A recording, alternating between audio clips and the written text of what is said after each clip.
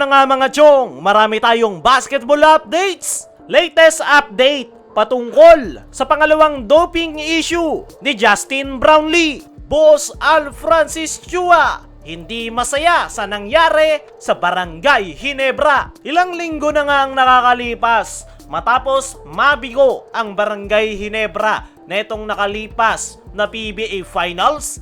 Ay isa nga sa mga pinakadismayado ay itong kanilang team governor at SMC Sports Director na si Boss Al Francis Chua. 3 beses na nga silang nabibigo sa finals at ang palaging tumatalo sa kanila ay ang TNT Tropang Giga. Kaya naman, hindi na nga masaya itong si Boss Al Francis Chua sa nangyayari sa kanyang kupunan. At ayon nga sa ating mga trusted source ay malaking araw yung chance na magkakaroon ng adjustment sa Barangay Ginebra. Paniguradong araw na mayroong mga mawawala at mayroong madadagdag.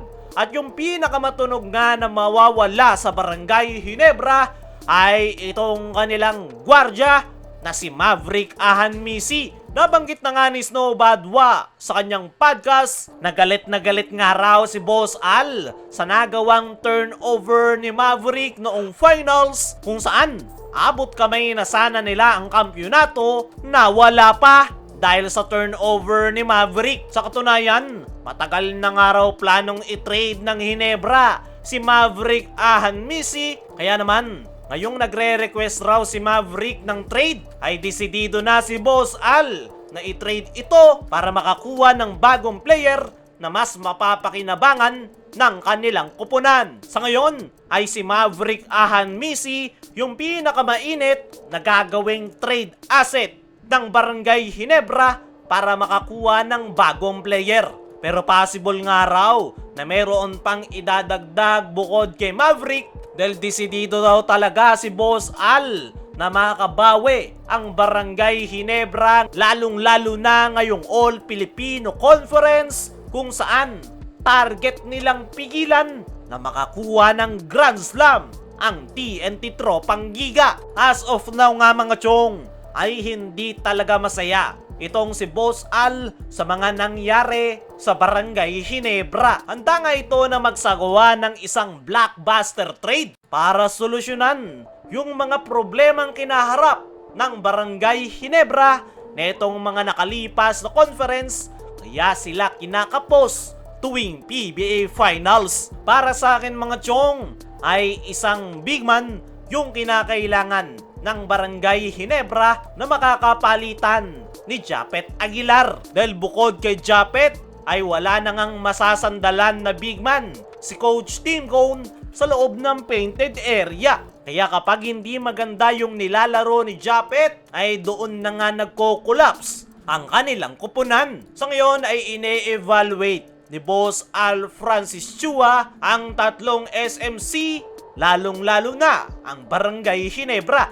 At tingnan natin kung ano yung magiging adjustment ng kanilang kupunan. Dumako naman tayo dito sa kabilang balita. Latest update patungkol sa pangalawang doping issue ni Justin Brownlee. Netong mga nakalipas nga na linggo mga chong ay pumutok yung balitang muling pagpopositibo ni Justin Brownlee sa Carboxy THC. Tahimik nga yung naging kampo netong si Justin Brownlee at hanggang sa ngayon ay wala pang ibinababang hatol ang FIBA o PBA kung gaano kahaba yung magiging suspension ni Justin Brownlee. Marami nga ang nababahala na baka maapektuhan yung stint ni Justin Brownlee sa Barangay Ginebra, lalong-lalo na sa ating national team na Gilas Pilipinas.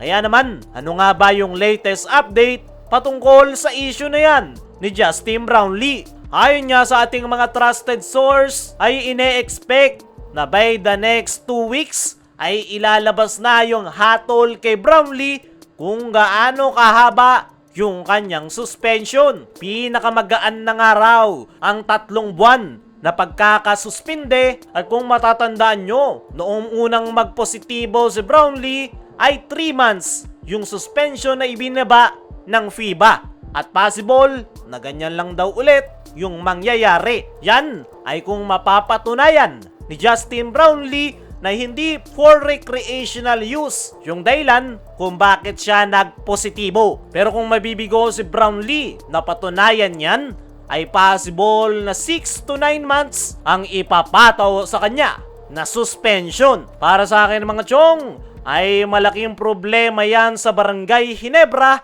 at sa ating national team na Gilas Pilipinas. Si Brownlee nga yung resident import ng Barangay Ginebra at siya rin yung ating naturalized player sa Gilas Pilipinas. Sa ngayon ay planong i-contest ng kampo ni Justin Brownlee na hindi for recreational use yung dahilan kung bakit siya nagpositibo. Ayon nga sa mga nakalap nating balita, ay for medical use yung ginawa ni Brownlee dahil sa kanyang natamong injury. At kung ganyan, ay malaki yung chance ni Brownlee na may ipanalo yan. Pero tingnan na lang natin kung ano nga ba talaga yung magiging hatol ng FIBA. Ayo mga chong, ano ang masasabi nyo sa latest update na yan kay Brownlee?